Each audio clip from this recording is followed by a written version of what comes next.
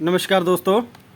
आज का हमारा टॉपिक है 5L0380R, क्योंकि बहुत सही ऐसी SMPS है और जो अडाप्टर्स हैं जिसके अंदर 380R का प्रयोग किया जाता है। तो ये मोस्टली 4 पिन के अंदर आता है और इसका लगाने का मेन मोटिव ये होता है कि इसके अंदर आपको एक्स्ट्रा जो है IC और मॉसफेट लगाने की ज़रूरत नहीं होती, क्योंकि इनबिल्ड ही ये पूरा फंक्शन इसके अंदर होता है। तो ये स्विचिंग प्लस एम्पलीफाई सिग्नल ये एक ही डिवाइस करता है और ये डायरेक्टली PCB के अंदर लगा के हीट सिंक के साथ इसको लगाया जाता है। और इसकी 4 पिन होती है और पिन नंबर 1 जो है इसकी पिन नंबर ग्राउंड होती है, पिन नंबर 2 ड्रेन की पिन है, पिन नंबर 3 VCC है और पिन नंबर 4 जो है फीडबैक की पिन होती है। ठीक है जी। तो इस तरह ये पिन है और पिन 1 नंबर पहचानने का तरीका मैं बता देता हूँ और इसका आपका नंबर भी मैं आपको थोड़ा सा जूम करके दिखा देता हूँ कौन सा नंबर होता है। तो ये मेरे पास एक ये देखिए ये है 5L0380RJ35AB। तो ये 380R जो होता है इसकी पिन नंबर 1 जो 5 के नीचे 1 लिखा हुआ है, 5 के नीचे जो 1 लिखा हुआ है तो वो हमारी 1 नंबर पिन इसी साइड से शुरू होगी। ये 5 है, 5 के नीचे 1 लिखा हुआ है, ये 1 नंबर पिन है, ये 2 नंबर है, ये 3 नंबर, ये 4 नंबर। अगर फिर भी आपको डाउट हो तो ऊपर टॉप के ऊपर L लिखा होता है, यहाँ पे आप देखोगे तो L लिखा है। L की साइड जो होती है वो फर्स्ट नंबर पिन होती है। तो इसके ऊपर होल दिया गया क्योंकि ये गर्म होता है, इसलिए इसके ऊपर हीट सिंक के ऊपर आप इसको लगा के इसको PCB के अंदर लगा सकते हैं। तो अब ये काम किस तरह करता है, कैसे काम करता है, इसके बारे में आज करेंगे थोड़ा सा। तो इसकी मैं पिन डिटेल भी आपको बता दी है और इसके अंदर क्या है, जो पिन नंबर 1 ग्राउंड है, पिन नंबर 2 ड्रेन की पिन होती है, पिन नंबर 3 VCC है, पिन नंबर 4 फीडबैक की है। फीडबैक सिग्नल जो हमारा आउटपुट से फीडबैक आता है वो पिन नंबर 4 पे दिया जाता है और जो मेन सप्लाई होते हैं इसको स्टार्ट करने के लिए वो VCC पिन नंबर 3 पे दी जाती है और ट्रांसफार्मर के साथ पिन नंबर 2 को जोड़ा जाता है और पिन नंबर 1 को ग्राउंड किया जाता है। उसके बाद ये ऑपरेट हो जाता है। ऑपरेट होने के बाद ये स्विचिंग और एम्पलीफाई दोनों काम ये इकट्ठे करता है, जिससे हमारा ट्रांसफार्मर ऑन होकर आउटपुट देता है। तो इसके अंदर ये था हमारा 380R। अब इसकी टेस्टिंग करने का बिल्कुल आसान और बिल्कुल सिंपल सा तरीका है, मैं आपको बता देता हूँ किस तरह ये काम करता है हमारा STR। इसकी पिन नंबर जो 1 होती है उसके ऊपर आपने पहले मल्टीमीटर को अपने बीप की रेंज में सेट करना है और पिन नंबर 1 के ऊपर आपने रेड प्रोब रखनी है। पिन नंबर 1 के ऊपर आपने रेड प्रोब रखनी है इस तरह, और पिन नंबर 2 के ऊपर आपने लगानी है ब्लैक प्रोब।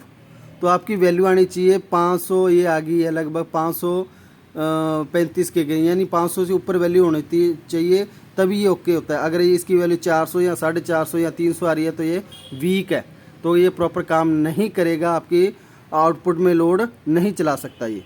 तो इसकी पिन नंबर 1 पे जब हम रेड प्रोब को फिक्स कर लेंगे तो पिन नंबर 2 के ऊपर वैल्यू आनी चाहिए और इसके बाद जैसे हम 3 नंबर पिन पे लगाएंगे तो इस वैल्यू से वैल्यू आगे बढ़ जानी चाहिए।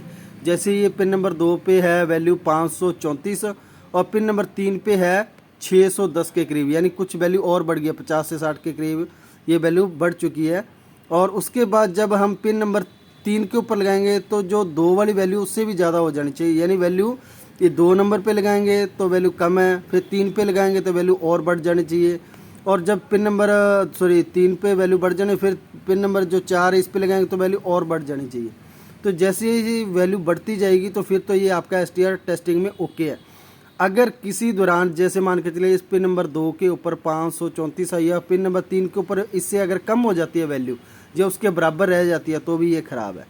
तो यानी इसके अंदर 50-50 का फ़र्क आता रहेगा। जैसे मान के चलिए ये 534 और प्लस 50 की है तो लगभग ये 605 या 609 के करीब, फिर 50 प्लस होंगे तो ये 75 के करीब आ गई। तो ऐसे इस तरह वैल्यू बढ़नी चाहिए आगे से आगे। अगर किसी भी पिन पे वैल्यू नहीं बढ़ती है तो ये पूरा पूरा आपको रिप्लेस करना पड़ेगा, ये ख़राब है। ठीक है जी। इस तरह आगे वैल्यू बढ़नी चाहिए तभी आपका STR 380R ओके है। ठीक है, इस तरह आप इसे चेक कर सकते हैं और PCB के अंदर लगा सकते हैं। और इसको लगाने के लिए हीट सिंक का प्रयोग ज़रूर कीजिए क्योंकि ये गर्म होता है, क्योंकि ये स्विचिंग और एम्पलीफाई जब भी कोई भी डिवाइस करता है तो वो गर्म होता है। तो इसके अंदर हीट सिंक की प्रोविज़न दी गई है, हॉल बनाया गया, आप इसको हीट सिंक के साथ लगा के इसको चला सकते हैं। मैंने इसकी पिन डिटेल बता दी आपकी। पिन नंबर फिर भी मैं रिपीट कर देता हूँ। पिन नंबर जो 1 है वो हमारी ग्राउंड है, पिन नंबर 1 ग्राउंड है। पिन नंबर 2 जो होती है ड्रेन की पिन होती है, जिसे हम ट्रांसफार्मर के साथ डायरेक्टली जोड़ देते हैं। पिन नंबर 3 वीसीसी के, जिसे ऑपरेट इसको ऑन करने के लिए सप्लाई चाहिए। और पिन नंबर 4 जो होती है फीडबैक की पिन होती है। फीडबैक सिग्नल हमारा जो आउटपुट होता है डीसी आउटपुट, वहाँ से एक ऑटो कपलर के द्वारा पिन नंबर 4 पे फीडबैक सिग्नल दिया जाता है, जिससे इसे पता लगता रहता है भी आउटपुट ओके चल रहा है। अगर कोई भी आउटपुट में शॉर्टिंग या कोई भी होता है तो फीडबैक सिग्नल के द्वारा ये जो हमारा 380 आ रहा है शट डाउन हो जाता है। तो इस तरह आप जो 380 आर यूज़ कर सकते हैं। तो ये था आज का हमारा टॉपिक 380 आर। अगर इसके बारे में आपने और कुछ भी पूछना हो सॉरी, या अगर आपका कोई और भी डाउट हो या किसी आईसी के बारे में पूछना हो तो आप मुझे पूछ सकते हैं। और अगर आपका कोई टॉपिक है, जैसे आपने कोई आईसी के बारे में जानना है, कोई रजिस्टर कैपेसिटर उसके बारे में आपने जानना है, तो आप मुझे कमेंट कीजिए, मैं उसके बारे में अलग से एक चैप्टर बना दूंगा। तो अगर आपको वीडियो अच्छी लगी है तो लाइक शेयर और सब्सक्राइब जरूर करें। धन्यवाद।